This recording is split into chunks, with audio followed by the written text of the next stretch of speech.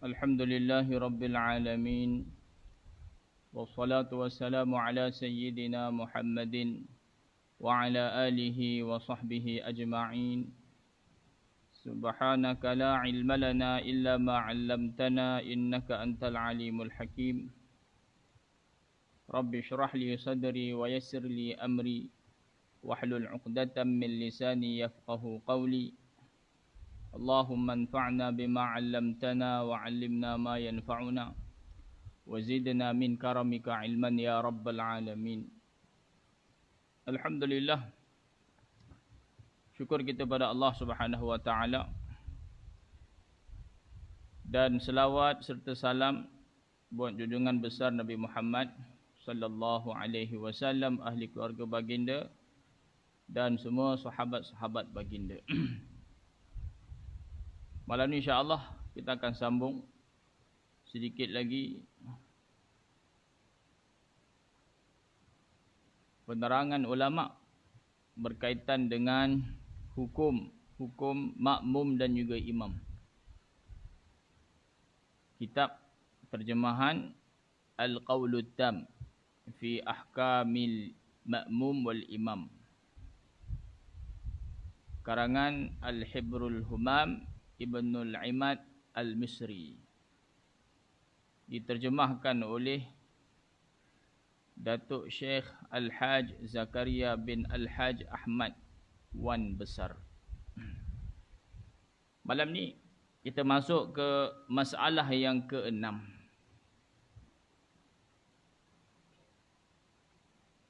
Kata pengarang rahimahullahu ta'ala,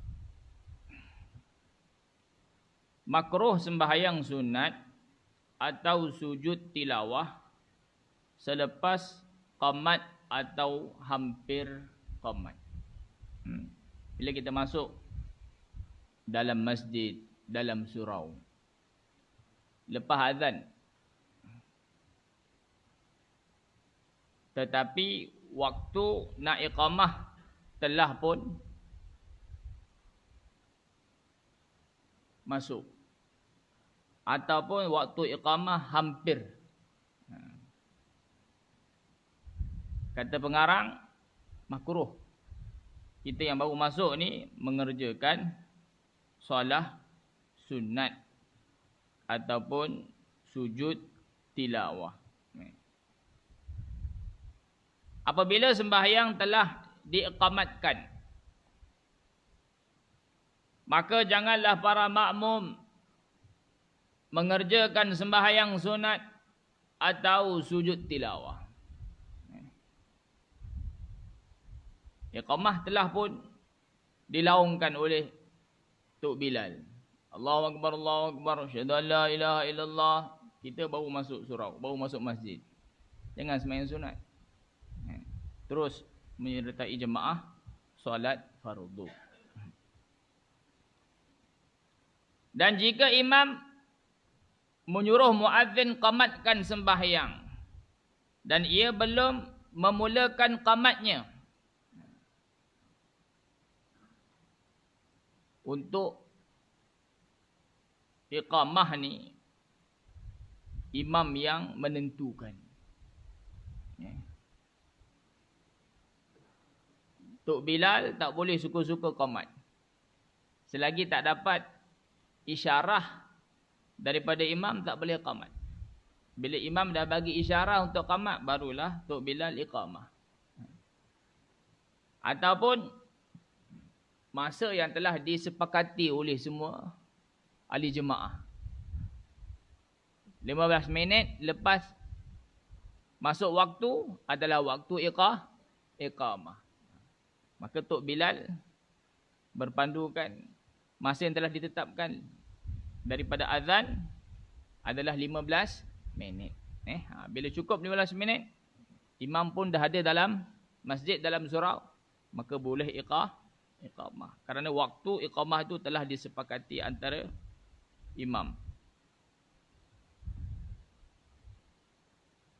Bila muazzin disuruh oleh imam untuk qamat, tetapi dia belum lagi qamat, baru nak start qamat, Dah bangun dah daripada tempat duduk dia menuju ke hadapan untuk iqamah. 1. 2.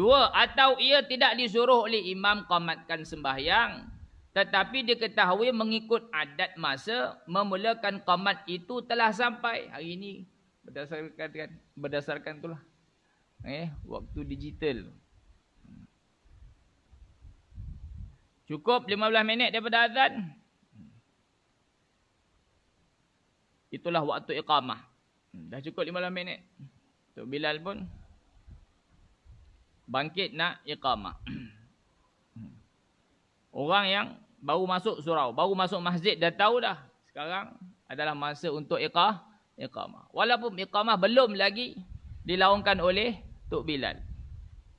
Maka kata ulama, adalah makruh bagi makmum memulakan sembahyang sunat. Makruh. Apa makna makruh? Meninggalkan perbuatan tersebut dapat pahala, kalau buat tak dapat apa-apa. Seperti mana makruhnya sembahyang sunat selepas diiqamahkan sembahyang. Kalau Tok Bilal dah start qamat, satu orang makmum bangun sembahyang sunat, apa hukum dia? Makruh. Lepas iqamat sembahyang sunat adalah makruh. Begitu juga ketika iqamah mulakan sembahyang sunat, makruh. Begitu juga waktu untuk iqamah dah tiba, Tok Bilal dah mula bangun daripada tempat duduknya untuk pergi ke hadapan iqamah. Solat pada waktu tu, solat sunat, hukumnya adalah makruh. Kerana qamat itu dimulakan. Lagi. Ada tertinggal tu. Makruh bagi makmum memulakan sembahyang sunat. Kenapa makmum nak mulakan sembahyang sunat? Kerana qamat belum dimulakan lagi. Masa untuk qamat dah tiba, tapi Tok Bilal belum lagi qamat. Maka makmum mulakan sembahyang. Apa hukum mulakan sembahyang sunat ketika itu? Hukumnya adalah makruh sebab waktu iqamah dah pun tiba. Tok Bilal bila-bila masa saja akan memulakan qamahnya. Mengikut qaul yang mu'tamad bahawasanya perbuatan tersebut makruh hukumnya, solat sunat ketika dah qamat ataupun ketika hampir qamat ataupun ketika waktu qamat telah pun tiba, hukumnya makruh. Kerana barang yang hampir kepada sesuatu perkara diberikan hukum perkara itu. Sebagaimana kita tahu hukum solat ketika iqamat adalah makruh, maka hukum solat ketika hampir iqamah juga hukumnya makruh. Barang yang hampir kepada sesuatu perkara diberikan hukum perkara itu. Hukum solat sunat sebelum sedikit daripada iqamah sama macam solat sunat ketika iqamah, iaitu makruh. Kerana qamat boleh berlaku semasa ia sedang dalam sembahyang sunat. Waktu qamat dah tiba. Bila dia sembahyang sunat, Tok Bilal bangun, qamat. Tengah dia sembahyang sunat, Tok Bilal qamat. Apa berlaku bila Tok Bilal qamat? Dengan demikian boleh menyebabkan luputnya takbiratul ihram dengan imam. Dia tengah sembahyang sunat, Tok Bilal qamat. Lepas habis Tok Bilal qamat, imam pun angkat takbir. Allahu Akbar. Dia masih lagi duduk tengah sembahyang sunat. Imam dah takbir. Maka tak dapatlah dia takbiratul ihram bersama imam. Sedangkan fadilat takbiratul ihram bersama imam sangatlah besar. Selalu kita dengar dalam hadis kan. Siapa yang dapat takbiratul ihram bersama dengan imam. Takbiratul ula bersama dengan imam. Lepas imam angkat takbir Allahu Akbar, makmum pun terus Allahu Akbar. Fadilah dia apa? Dapat bara'atan. 2 keselamatan, 2 kelepasan. 1, lepas daripada neraka. 2, lepas daripada sifat nifaq. Besar. Neraka bukan kecil. Azab dalam neraka lebih dahsyat daripada kesusahan dalam penjara. Ada setengah orang lebih suka duduk dalam penjara, makan, minum free, tempat tinggal free. Setengah orang lah, tak semua. Dalam neraka, tak ada makanan, tak ada minuman. Dia azab siang, malam, pagi, petang. Ada siang, ada malam ke? Maksudnya 24 jam dia azab. Maksudnya sentiasa dia azab dalam neraka. Lapar, minta makanan. Order makanan bukan macam ahli syurga. Ahli syurga terdetik je, terus makanan datang. Pokok rindang-rindang, boleh petik buah dengan mudah. Bukan macam order makanan kat dunia ni. Lepas setengah jam, lepas 20 minit, sampailah pengantar makanan. Neraka minta makanan 1000 tahun. Lama baru dapat. Dahaga sama juga. Minta air. Lepas beberapa lama, ribuan tahun baru dibagi air. Makanan yang dibagi bukannya Kentucky ke, Pizza Hut ke, nasi Arab, nasi berani. Yang diberi apa? Buah zakum. Buah yang berduri. Lapar sangat, makan juga habis. Terburai mulut, perut. Dahaga sangat. Bukan diberi air sirap ke, air sejuk ke, duduk dalam api nak sejuk, minum air sejuk. Diberi minum air nanah, air peluh, air kotoran ahli neraka yang panas mendidih, hancur habis mulut. Allahu. Semoga Allah Subhanahu Wa Taala pelihara kita daripada azab neraka. Macam mana cara untuk kita ikhtiar hindarkan diri kita daripada api neraka? Di samping kita buat apa yang Allah suruh, kita tinggal apa yang Allah larang. Usaha dengan solat berjemaah, dapat takbiratul ula bersama imam. Bukan perkara kecil ni, perkara besar. Untunglah mereka yang hidup dah 40 tahun tak pernah tertinggal takbiratul ula bersama imam.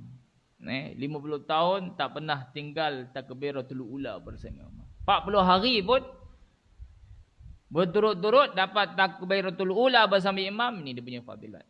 Selamat daripada neraka. Allah. Selamat daripada sifat nifaq.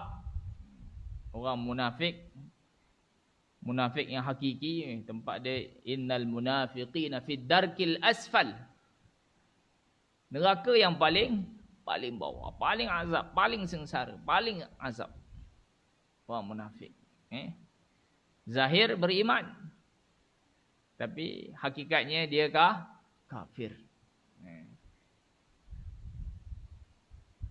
Orang munafik ni dia ada ciri-ciri dia. Kalau kita tak berjaga-jaga, khawatir sifat munafik, sifat nifak tu ada dalam diri kita. Macam mana kita nak usaha supaya terhindar sifat munafik, sifat nifak dalam diri kita? Usahalah untuk jaga solat, dapat takbiratul ula. Dapat takbiratul ula. Ni janji daripada Nabi sallallahu alaihi wasallam. Allah akan selamatkan dia daripada sifat nifaq. Semoga Allah bagi taufik insya-Allah. Baik.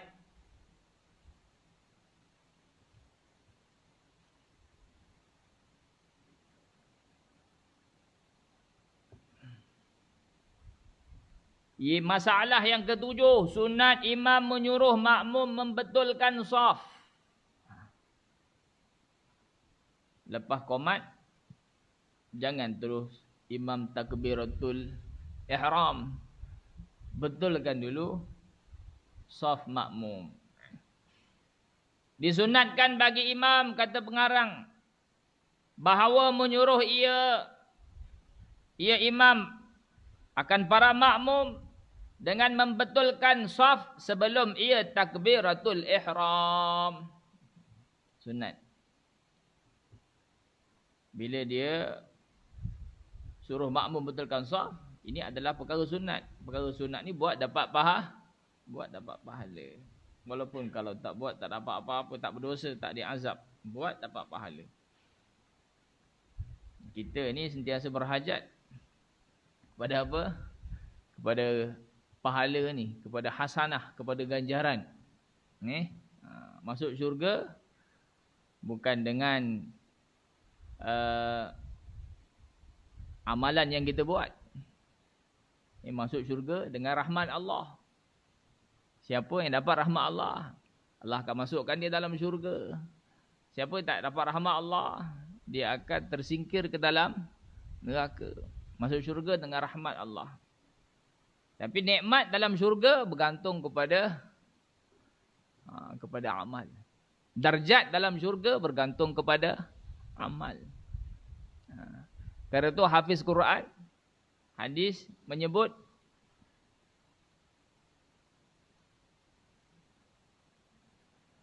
dia akan disuruh baca Al-Quran yang dia hafal. Iqra' wartaqi. Baca dan naik. Tingkat demi tingkat dalam syurga. Tempat hafiz ni adalah pada ayat yang terakhir yang dia hafal. Kalaulah dia hafal 30 juzuk Al-Quran, darjat dia paling tinggilah dalam syurga. Kalau dia hafal 10 surah, darjat dia setakat 10 surah. Hafal 20 surah, darjat dia setakat 20 surah. Lagi banyak ayat Al-Quran dia hafal, maka lebih tinggi darjat dia di sisi Allah Subhanahu wa taala. Lebih tinggi darjat, maka dia punya mewah dalam syurga lebihlah berbanding orang yang darjat dia rendah. Kemewahan dalam syurga bergantung kepada amal, bergantung kepada ganjaran, gantung kepada pahala yang diperolehi daripada amal yang dibuat semasa hidup di dunia. Nabi dah dijamin syurga dah, tapi masih beramal dengan bersungguh-sungguh. Solat sunat qabliyah ba'diyah dijaga. Solat duha dia jaga. Solat tahajud dia jaga. Zikir tasbih dia jaga. Tilawah Quran tu memang dah setiap kali sembahyang tahajud, Nabi bukan baca surah yang macam kita baca, kuliah, qul huwallah. Kuliah, qul huwallah tu Nabi baca di awal. 2 rakaat awal surat tahajud, Nabi akan mulakan dengan kuliah, qul huwallah. 2 rakaat pertama. Lepas tu ayat-ayat yang panjang, surah-surah panjang Quran memang Nabi baca. Ada sahabat teringin nak join solat tahajud Nabi. Lalu waktu malam tengok Nabi tengah solat. Oh, teringin nak solat qiyamul lail dengan Nabi. Nabi baca surah Baqarah. Ayat yang ke-100 Nabi rukuk kot. Andaian sahabat tu lah. Sampai ayat 100 surah Baqarah, tak rukuk. Nabi terus lagi. Oh, ayat duka yang ke-200 Nabi rukuk kot. Surah Baqarah ni satu-satu ayat tu panjang. Tak macam juzuk Ammah, ayat dia pendek-pendek. 200 ayat Nabi rukuk kot. Habis 200 ayat. Tak rukuk juga. Nabi terus. Oh, habis surah Baqarah 2 juzuk. Hampir 2 juzuk setengah. Oh, habis surah Baqarah Nabi rukuk kot. Tak. Lepas habis surah Baqarah sambung lagi Ali Imran. Sambung lagi. 4 surah Nabi baca. Panjang-panjang. Dalam solat tahajud. Nabi dah dijamin syurga. Tapi ibadat dia sungguh-sungguh. Bukan sekadar kita nak syurga. Kita nak darjat yang paling tinggi. Paling mewah. Kita hidup kat dunia pun tak pernah kita rasa cukup. Sentiasa berusaha macam mana kita boleh tingkatkan kita punya pendapatan. Kita punya pendidikan rendah, kita sambung. Kenapa sambung? Bukan nak ilmu semata, maklumat semata, nak kan yang kita dapat di sebalik ijazah tu. Supaya kita punya pendapatan bertambah. Dah ada satu kedai. Tapi tak berpada fikir macam mana boleh buka cawangan yang kedua, cawangan yang ketiga. Kenapa nak buka cawangan? Nak penambahan dalam pendapatan kita. Itu untuk perkara dunia. Perkara dunia ni kejap ya kita hidup kat dunia. 60 tahun, 70 tahun. Akhirat tu yang selamanya. Silap bulan. Kita mati, harta yang kita kumpul selama hidup kita dapat kat orang lain. Waris. Harta kamu adalah apa yang kamu makan. Itu harta kamu. Apa yang kamu pakai sampai jadi lusuh, itu harta kamu. Adapun yang ada dengan kamu, tapi kamu tak pakai dia lah. Kamu tak makan dia, itu belum tentu harta kamu. Baik. Masuk syurga dengan rahmat Allah. Tapi nikmat kemewahan dalam syurga bergantung kepada amal. Kerana itu kita kena usaha untuk perbanyakkan amal. Perbaiki amal kita sehingga mutu amal kita makin baik, makin baik. Nabi kata solat berjamaah dapat 27. Satu riwayat kata dapat 25. Tapi tak semua orang solat dapat 27. Dia bergantung kepada kualiti pelaksanaan tu. Satu buat amal, satu usaha untuk perbaiki mutu amal tu. Supaya dengan amal tu bukan sahaja diterima, bahkan mendapat ganjaran yang lebih, yang besar. Baik. Ini antara amal yang Tok Imam boleh buat untuk dapat pahala apa dia? Lepas iqamat, sebelum angkat takbir tu, betulkan dulu. Shaf makmum. Maka jika para makmum tidak membetulkan shaf juga, maka hendaklah imam itu berjalan di antara shaf-shaf untuk membetulkannya. Tak tahulah kat Malaysia ni pernah buat ke tidak. Pergi pada setiap shaf, betulkan. Yang mana ke belakang, suruh ke depan. Yang ke depan, suruh ke belakang sikit. Samakan. Tumit dengan tumit. Bahu dengan bahu. Lurus. Biasa yang kita duk buat, imam duduk kat depan je lah. Beritahu, luruskan shaf, rapatkan shaf, penuhkan shaf yang di hadapan. Itu pun dah memadai. Kalau masih lagi makmum tidak membetulkan shaf setelah disaran, imam kena pergi pada makmum tadi, betulkan. Perkara ni dibuat. Kemudian barulah bertakbiratul ihram. Demikianlah diperbuat oleh Rasulullah sallallahu alaihi wasallam. Kalaulah saf tak dapat dibetulkan, Nabi kata apa? La takhtalifu fatakhtalifa qulubukum. Kalau saf tak lurus, tak betul, berarti hati juga tak satu. Orang yang tak boleh nak rapat ni orang yang ada masalah antara satu dengan yang lain, bermusuh. Jadi betulkan saf. Bila saf betul, hati satu, insya-Allah turunnya rahmat Allah, bantuan Allah, pertolongan daripada Allah, barakah daripada Allah Subhanahu wa taala. Baik, seterusnya yang ke-8. Tidak sunat membaca basmalah ketika hendak takbiratul ihram. Tak perlulah bismillahirrahmanirrahim. Allah.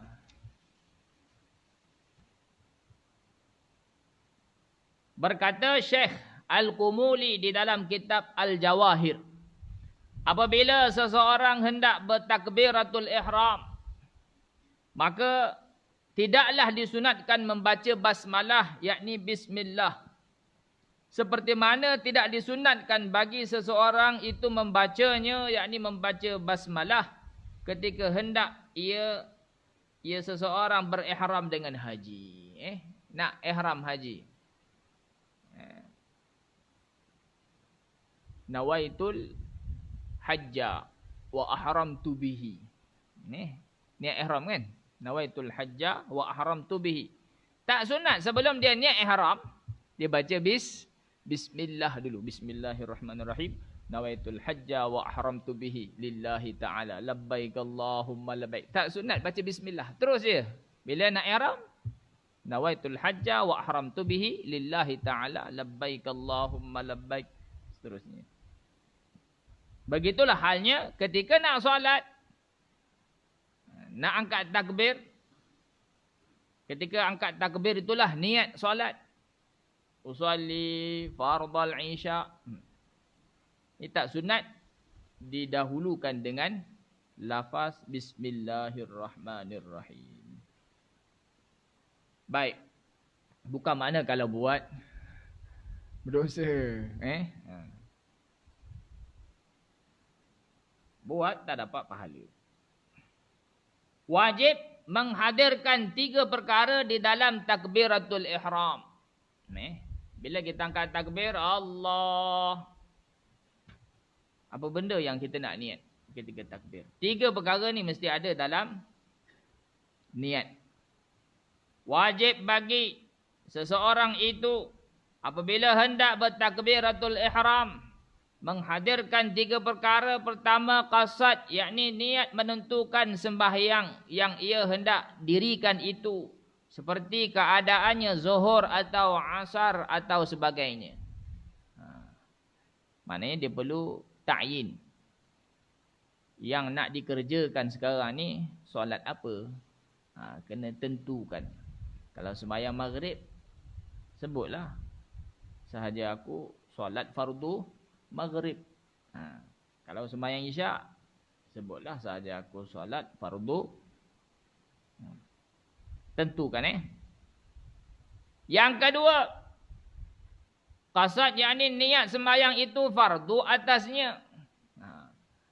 Kena tentukan juga. Solat yang nak dikerjakan ni fardu ke sunat. Kalau fardu, sebutlah fardu. Sahaja aku solat fardu zuhur. Sahaja aku solat fardu asar. Fardu tu kena sebut. Kalau solat yang dikerjakan itu adalah solat fardu. Tu, perkara yang kedua yang perlu ada dalam niat ketika takbir. Yang ketiga, qasad, yakni niat mengerjakan sembahyang itu. Dia kena qasad solat. Sahaja aku solat. Usalli. Usalli terjemahannya apa? Sahaja aku solat. Dan jika berniat ia mengerjakan sebahagiannya sahaja. Sembahyang zuhur 4 rakaat.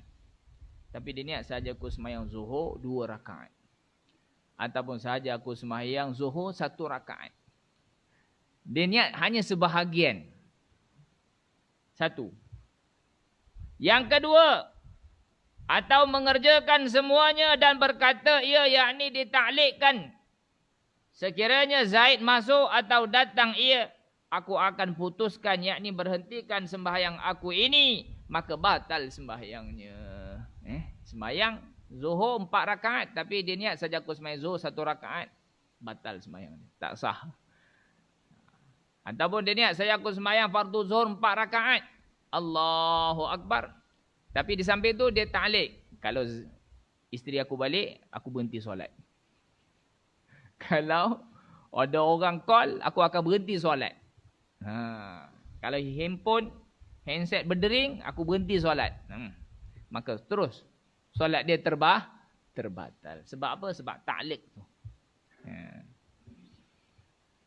Baik, 3 perkara ni perlu ada dalam niat kita. Sahaja aku, iaitu qasad solat, sahaja aku solat. Yang kedua, kena tentukan solat tu solat apa? Fardu ataupun sunat. Kalau fardu, nyatakan fardu. Yang ketiga, ta'yinkan, tentukan solat tu solat apa. Kalau zuhur, nyatakan zuhur. Kalau asar, nyatakan asar, dan seterusnya. Dan jika pada sembahyang Jumaat, maka wajib ditambahkan atas 3 perkara di atas dengan 1 perkara lagi. Ini untuk selain daripada Jumaat. Untuk solat Jumaat ada tambahan 1 lagi perlu ada dalam niat dia. Apa dia perkara tu? Iaitu menghadirkan niat mengikut imam ataupun jadi makmum. Sembahyang Jumaat kena niat imaman saja aku sembahyang fardu Jumaat. Menjadi imam, bagi imam lah. Bagi makmum saja aku sembahyang fardu Jumaat, menjadi makmum ataupun mengikut imam ataupun berjamaah boleh belaka.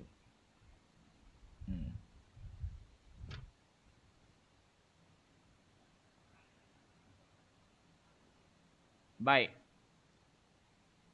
Maknanya, kalaulah salah satu daripada 3 perkara yang perlu ada dalam niat solat dia tak ada, maka tak sempurna dia punya niat dan solat dia pun tak sah. Kalau solat Jumaat tambah 1 lagi jadi 4. Kalau tak ada salah satu daripada 4 ni, juga sembahyang dia tak sah. Baik, yang ke-10, kata pengarang, sunat makmum bertakbiratul ihram mengiringi takbiratul imam. Sunat untuk dapatkan takbiratul ula, supaya dapat fadilat tadi, lepas daripada neraka, lepas daripada sifat munafik. Sunat lepas imam Allahu Akbar, makmum terus Allahu Akbar, jangan berlengah-lengah. Disunatkan bagi makmum segera bertakbiratul ihram sebaik sahaja selesai imam mengangkat takbirnya. Tapi jangan mendahului imam, jangan serentak dengan imam. Imam mula dulu, imam selesai takbir, terus makmum mulakan takbir. Kenapa sunat makmum segera bertakbiratul ihram sebaik selesai imam takbir? Supaya ia mendapat fadilat takbiratul ihram. Apa fadilat takbiratul ihram? Tadi dah sebut. Kerana tersebut di dalam hadis, barang siapa yang menghadiri takbiratul ihram 40 pagi, ditulis baginya 2 kelepasan. Kelepasan dari api neraka dan kelepasan daripada nifak. Fadilat dapat takbiratul ula bersama imam besar. Kerana itu sunat segera takbiratul ihram setelah imam takbir. Dan telah tersebut di dalam kitab Syarah Asy-Syihab, diriwayatkan ada sekumpulan pencuri telah mencuri mereka 400 ekor unta. Ada sekumpulan pencuri telah mencuri mereka akan 400 ekor unta dan 40 orang hamba sahaya bagi ataupun milik Abu Umamah Al-Bahili. Kumpuli mencuri secara berkumpulan. Yang dicuri 400 ekor unta, oh banyak tu, bukan sikit. Dan juga 40 orang hamba, bererti hamba bersama dengan 400 ekor unta dicuri. Kepunyaan siapa? Sahabat Nabi yang namanya Abu Umamah Al-Bahili. Kemudian masuklah, yakni datanglah ia siapa? Ia Abu Umamah Al-Bahili menemui Rasulullah sallallahu alaihi wasallam dalam keadaan duka cita. Harta dicuri. Siapa tak sedih? Bukan kata 400 ekor, seekor unta pun, seekor lembu pun kena curi, kita dah sedih. Ini 400. Seorang hamba dicuri pun kita dah bersedih. Ini kan 40 orang. Maka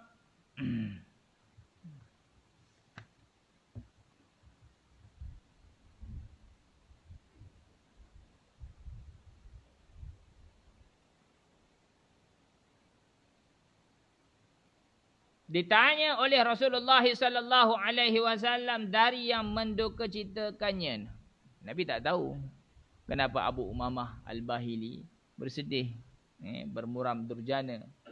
Nabi tanya, kenapa kamu bersedih, berdukacita? Lalu ia, yakni Abu Umamah Al-Bahili pun mengkhabarkannya dengan peristiwa yang telah berlaku atasnya itu. Diceritakan Nabi, harta dia kena curi. Maka bersabdalah Rasulullah sallallahu alaihi wasallam kepadanya, aku agak engkau berdukacita kerana luput engkau daripada takbiratul ihram. Nabi ingatkan Abu Umamah bersedih sebab tak dapat takbiratul ula bersama imam. Memang masyhur di kalangan sahabat ni, bila mereka terluput takbiratul ula, mereka akan bersedih. Sebab apa? Terluput mendapat fadilat yang besar. Begitu juga kalau mereka terluput solat berjemaah pun mereka akan bersedih. Perkara ni masyhur di kalangan sahabat. Ini Nabi duk sangka Abu Umamah bersedih tu kerana tak dapat takbiratul ula bersama imam. Maka jawab Abu Umamah, ya Rasulullah, keluputan takbiratul ihram itu bagi saya adalah lebih keras dari kehilangan itu semuanya. Abu Umamah kata, kalaulah aku terluput takbiratul ula, maka aku lebih sedih, lebih daripada kesedihan aku sekarang ni. Lebih dahsyat lagi sedih dia. Hilang harta sedih. Terluput daripada amal pun sedih. Tapi terluput amal lebih sedih berbanding terluputnya harta. Itu di kalangan bagi sahabat lah. Tapi kita hari ni terbalik. Luput amal tak rasa apa. Tak dapat takbiratul ula, biasa, relax lah. Tak dapat solat berjemaah, relax je. Qada solat terlepas. Sibuk sangat sampai terlepas solat pada waktunya. Relax. Tak rasa apa. Tu kita hari ni. Sebab apa? Kita tak faham nilai amal. Sahabat, mereka tahu, mereka faham betapa besarnya nilai amal. Nilai amal lebih besar daripada nilai dunia. Hari ni kita tak buat usaha atas iman kita sehingga keluar daripada hati kita keyakinan pada amal. Keyakinan pada nilai amal. Kita buat usaha atas dunia, datang dalam hati kita yakin pada nilai dunia.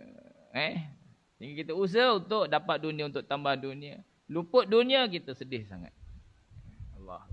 Semoga Allah Ta'ala bagi faham sedikit lagi.